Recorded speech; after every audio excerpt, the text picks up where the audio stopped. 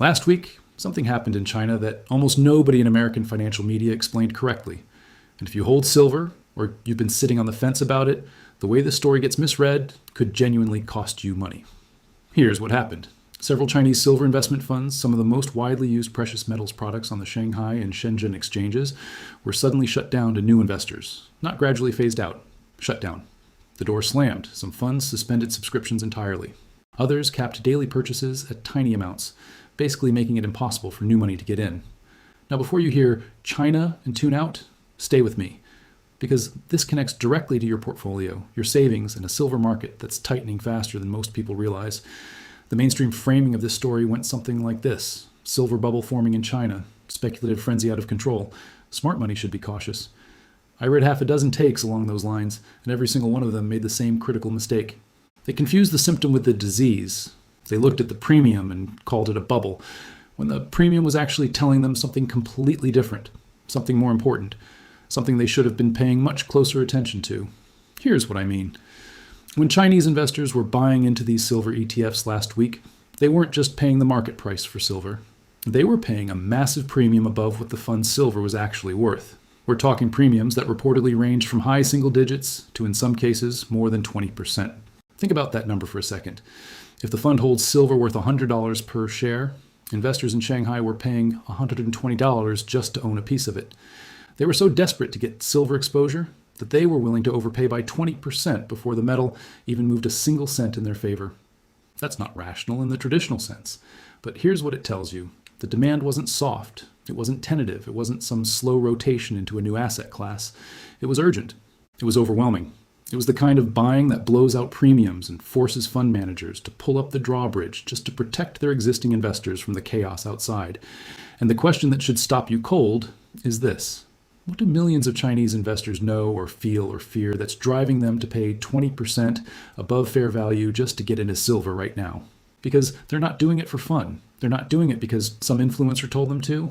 They're doing it because they're scared. And when hundreds of thousands of people are scared enough to pay 20% above market price for a defensive asset, that fear has a reason behind it. Before we get into the why, we need to understand the mechanics of how these premiums formed in the first place, because this is the part the mainstream coverage keeps getting wrong. In the United States, when an ETF starts trading above its net asset value, the system self-corrects quickly. Large institutional players called authorized participants can create new ETF shares by depositing the underlying asset. That process keeps the fund's market price tightly tied to the actual value of what's inside. If a premium opens up, the arbitrage closes it fast. China doesn't work the same way. Chinese silver ETFs face structural limitations that slow down or block this correction process entirely. Capital controls, regulatory approval layers, quota systems, these are real frictions that exist in the Chinese financial system and don't exist in Western markets. So when demand spikes hard and fast, when millions of retail investors suddenly decide they need silver right now, the fund simply cannot create new shares fast enough to absorb all that buying pressure. The price gets bid up above the actual value of the metal, and the premium just keeps widening. Think of it like a pressure cooker with a partially blocked valve. The heat is building fast inside, but the steam can't escape quickly enough. So instead of releasing gradually, the pressure just keeps climbing and climbing, until the fund manager steps in and shuts the whole thing down before it explodes. Here's the critical point that almost everyone missed. The premium is not proof that silver is overvalued. The premium is proof that the access to silver is insufficient. Those are two completely different things. A bubble means the underlying asset has lost its connection to reality. A premium means the on-ramp is too narrow for the demand trying to get through. The metal isn't mispriced. The pipeline just can't handle the volume. And that distinction matters enormously when you're trying to figure out what this actually signals for the silver market going forward. So now we need to answer the real question. Why are Chinese investors this motivated? Why silver? Why now? And why with this level of intensity? There are several layers to the answer. They all build on each other. Start with gold. Gold has been on one of the most extraordinary runs in recent memory. Through late 2024 and into 2025, gold pushed to record after record, breaking above levels that serious analysts had said were years away. Chinese investors, both institutional and retail, have been among the most aggressive gold buyers on the planet through this entire period. Buying through the Shanghai Gold Exchange, through ETFs, through every channel available to them. But here's the predictable thing that happens when gold gets that expensive. A percentage of buyers start looking for alternatives. Something with the same basic characteristics, a hard asset, a monetary metal, a hedge against currency debasement, but at a lower absolute price point with more room to run. And what's the obvious candidate? Silver, the cheaper cousin that hasn't yet had its full moment in the spotlight. The gold to silver ratio, which measures how many ounces of silver it takes to buy 1 ounce of gold, has been elevated for an extended period through this cycle. And elevated ratios have historically pointed to silver being undervalued relative to gold. Chinese investors know this. Precious metals forums in China talk about this ratio constantly. So part of what we're watching is a rotation. Gold buyers looking at a metal that's already moved massively are pivoting into silver before it catches up. But it goes deeper than just ratio trading. The Chinese yuan has been under pressure. Trade tensions between the United States and China, ongoing tariff disputes, slowing domestic economic data, all of it has created real anxiety among Chinese savers about what their currency is actually worth and where it's going. When people worry about their currency losing purchasing power, they look for stores of value that exist outside the control of any single government. Gold and silver have played that role for thousands of years. Now here's the crucial part. China has strict capital controls. You can't just wire money out of China and buy foreign assets whenever you feel like it. There are hard limits on how much money can leave the country, and the government enforces them seriously. So what do Chinese savers do when they want to protect their wealth and they can't easily access foreign assets? They buy domestic precious metals, gold, silver, anything that holds its value in a form that isn't dependent on the fate of the yuan or the decisions of a central bank. This is not speculative trading. This is defensive capital allocation. This is people looking at the world around them and deciding their savings are safer in metal than in yuan-denominated assets. That changes the entire character of the buying. It's not hot money chasing a quick trade. It's worried money looking for shelter. And worried money tends to be stickier, more persistent, and less sensitive to short-term price moves than speculative money. Then layer in the domestic investment environment. The Chinese stock market has disappointed. Despite periodic rallies and government stimulus announcements, the overall returns have not been compelling enough to pull capital away from hard assets. Bank deposits pay almost nothing. Bonds offer thin yields. Real estate, once the default savings vehicle for the Chinese middle class, is still working through a painful correction that's destroyed wealth and shattered confidence across the country. So where does the money go when every traditional option has let you down? The one asset class that has been going up consistently, visibly, undeniably, has been precious metals. And silver, priced lower per ounce than gold, looks like the opportunity that still has room to move. For younger Chinese investors who feel completely priced out of gold, silver is the entry point that still feels accessible. And then add the social media amplification layer. When a trade starts working, it spreads online. Videos go viral, forums light up, group chats fill with screenshots of gains, and that visibility drives more buyers, which drives prices higher, which creates more viral content, which pulls in more buyers. It's a self-reinforcing loop, the same dynamic that drove GameStop and AMC in the US. Except in this case, the underlying asset isn't a struggling retailer. It's a metal with real industrial demand, real supply constraints, and real monetary properties. The frenzy component is real, but it's sitting on top of fundamentals that are also real. And that combination, speculative momentum amplifying genuine underlying value, is exactly what produces the kind of price moves that look impossible before they happen and obvious afterward. Now, I want to take a moment here to directly address the bubble narrative, because it's being pushed hard and it deserves a direct response. A bubble is a specific thing. It's when an asset's price has completely disconnected from any rational basis and fundamentals. Tulips in 1637, Pets.com in 2000. Mortgage-backed securities rated AAA that were stuffed with loans that were never going to be repaid. Those are bubbles. You know what silver in 2025 is not? An asset without fundamentals. Look at the actual data. Global silver demand has exceeded global silver supply for multiple consecutive years. The Silver Institute has documented this pattern in their annual World Silver Survey. Industrial demand alone, driven by solar panel manufacturing, electric vehicles, electronics, 5G infrastructure, medical devices, has been setting records. Solar photovoltaic manufacturing has become one of the single largest consumers of silver on the planet, and the build-out is accelerating globally, not slowing down. Every solar panel requires silver paste for its electrical contacts. China, India, Europe, the United States, everyone is installing solar capacity at a pace that would have seemed unrealistic a decade ago. The International Energy Agency's projections for solar expansion through 2030 point to demand for silver that the current supply chain is simply not positioned to meet. That's not a bubble narrative. That's a supply crunch in slow motion. On the supply side, total global silver mine production has essentially plateaued. The major producing countries, Mexico, Peru, China, Poland, Chile, have not been able to meaningfully grow output. Declining ore grades at existing mines, rising extraction costs, regulatory hurdles, the long lead times required to bring new mines online, all of it has put a hard ceiling on supply growth. Even if silver prices go significantly higher from here, you're not going to see an immediate supply response. Opening a new silver mine from initial exploration to first production can take a decade or more. Here's something most people don't know that changes the entire supply picture. Roughly 70% of silver mine production globally comes as a byproduct of mining other metals, primarily copper, gold, lead, and zinc. Silver primary mines, operations specifically designed to produce silver, are relatively rare. So silver supply isn't really controlled by the silver price. It's controlled by decisions made in copper mines and gold mines that are optimizing for entirely different metals. That creates a uniquely inelastic supply curve. Even if silver doubles, you're not going to see a proportional increase in mine output because most of the silver in the ground is attached to something else. Above ground inventories confirm the tightening. Registered silver stocks at the COMEX, the metal specifically earmarked and available for delivery against futures contracts, have been on a declining trend. The London Bullion Market Association has also reported declining vault holdings over the relevant period. The silver that's available for immediate delivery is genuinely becoming harder to source. When someone tells you silver is in a bubble, ask them to point to which part of this fundamental picture is irrational. Demand rising, supply flat, inventory shrinking, structural deficit ongoing. That's not a bubble, that's the setup for a supply squeeze. What's happening in Shanghai is not a warning sign that silver has gone too far. It's a signal that a large segment of the global market has figured out where this is going before most of the Western financial media has caught up. And when millions of people who are closer to the physical silver supply chain than most American investors start bidding up access to the metal with that kind of urgency, that should sharpen your attention, not dull it. Now let's make this specifically about you, because the Shanghai story doesn't stay in Shanghai. China is not a peripheral player in the silver market. China is one of the largest consumers of physical silver on the planet, for both industrial use and for investment. When Chinese demand surges the way it surged last week, it doesn't stay contained within Chinese financial markets.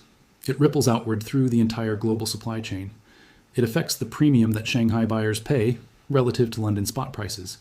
It affects global futures markets on the COMEX.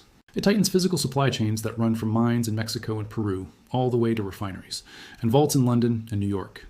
When a major demand center turns on the taps this hard, every other pool of silver in the world feels it. And here's the thing about the fund suspensions that the coverage keeps getting backwards. The suspension of subscriptions is not the end of the demand story. It's a pause button, not a stop button. Those fund managers didn't shut the door because the demand had run its course. They shut the door because the demand was so intense it was creating a risk to new investors through elevated premiums. The underlying desire to own silver did not evaporate when the subscriptions closed. It just got dammed up. Think about what that means in practical terms. There's a pool of capital in China, potentially enormous in scale, that wants silver exposure badly enough to have pushed premiums past 20% before being cut off. That capital is still there. It hasn't found a home. It's sitting on the sidelines, locked out, waiting. And damned demand in commodity markets has a consistent historical habit of finding its way through eventually, either when the funds reopen subscriptions, or when investors find alternative routes to the metal, or when the buying pressure simply shifts to different markets and different instruments. The valve has been tightened, but nobody turned off the heat. Now let's connect what's happening in Shanghai to what's been happening in Western precious metals markets, because this is where it gets directly relevant if you're watching from the United States. The COMEX, the commodity exchange in New York that's part of CME Group, is where silver futures are primarily traded in the US. And the COMEX has been developing its own stress points for some time now. Registered silver inventories at the COMEX, meaning the metal specifically earmarked and available for delivery against active futures contracts, have been on a declining trend. This isn't a minor technical footnote. When registered inventories fall, the market's ability to settle contracts with physical metal becomes more constrained. Delivery squeezes become more plausible. Large paper positions become more vulnerable. The London market, where the LBMA oversees the world's largest pool of physically vaulted silver, has also seen reported inventory declines. And the direction that metal has been moving, broadly speaking, has been from west to east, from London and New York vaults toward Asian markets where physical demand has been the strongest. If you've been watching the silver market closely over the past year or two, you've seen periodic reports of tighter delivery timelines, wider lease rates, and increasing difficulty sourcing large quantities of physical metal for immediate delivery. These are symptoms of a market where the available inventory cushion is getting thinner. The global silver market has traditionally relied on large above-ground inventory pools to absorb demand surges and smooth out supply disruptions. When those pools shrink, the market becomes more fragile. Smaller shocks produce larger price moves.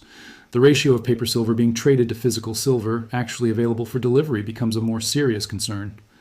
And the possibility of a genuine physical squeeze, where demand for actual metal outstrips what can be delivered at prevailing prices, becomes more than theoretical. What Shanghai is telling us right now is that the Eastern demand pull is not weakening. It's intensifying. And if that demand persists or accelerates while Western inventories continue drawing down, we are setting up for a potential supply crunch that would not be limited to China. It would be global. It would hit silver prices everywhere simultaneously. And it would likely hit fast, the way commodity squeezes always do. Not gradually and predictably, but suddenly and violently once the last buffer is gone. The fund halts are a speed bump, not a roadblock. They might slow the Chinese demand pressure temporarily, but they don't fix trade tensions. They don't stabilize the Yuan. They don't make real estate attractive again. They don't build new silver mines. Every structural reason that drove millions of Chinese investors towards silver last week is still fully intact. The pressure didn't go away. The lid just got pushed down harder for a moment. So what does all of this mean if you're sitting in the United States watching this play out? Whether you own silver already or you're still deciding, the Shanghai situation gives you several things to think seriously about. First, the demand story is no longer theoretical. This isn't analysts and newsletter writers talking to each other about what might happen. This is hundreds of thousands of real investors, possibly millions, backing up the truck with real money, enough money to overwhelm major exchange-listed funds and force managers to close the doors. That's a level of conviction you can't fake, and you don't pay 20% premiums by accident. The demand is real, it's large, and it's not going away. Second, physical silver and paper silver are not the same thing. This is a point that keeps coming up in the precious metals space, but the Shanghai situation makes it concrete in a way that's hard to dismiss. The premium crisis happened because there wasn't enough of the right kind of silver product to satisfy the demand.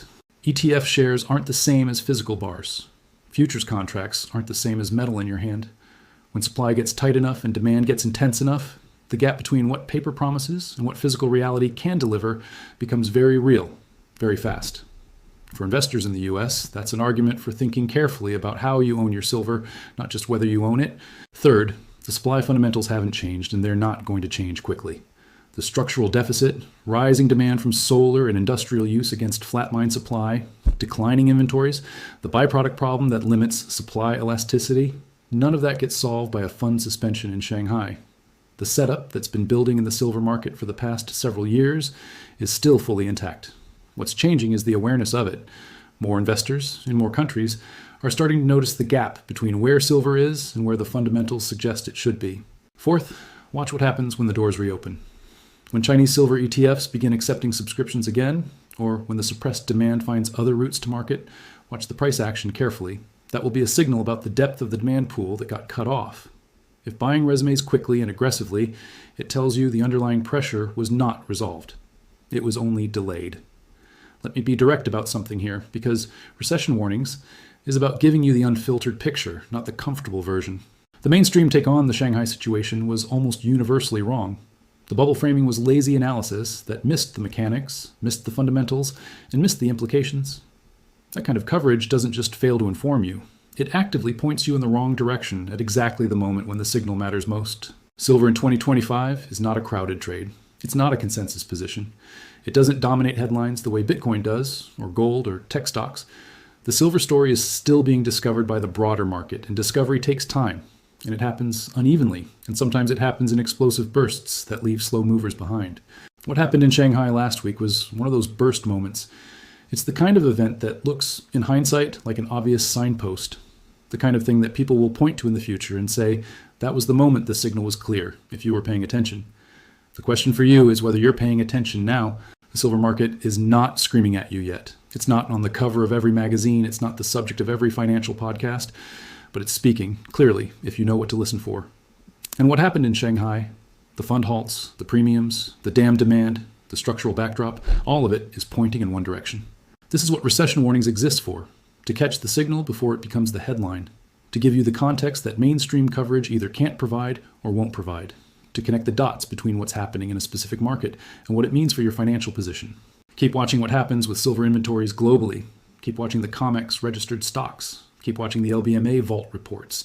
Keep watching what Chinese ETF fund managers do with subscription caps over the next several weeks. And keep watching the gold to silver ratio, because when that ratio starts compressing, it historically moves fast. The Shanghai story isn't over. It's just getting started. And the audience here at Recession Warnings is going to be ready for what comes next. Drop a comment below and let me know where you're watching from and whether you're already positioned in silver or still watching from the sidelines. That conversation matters, and I'll see you in the next one.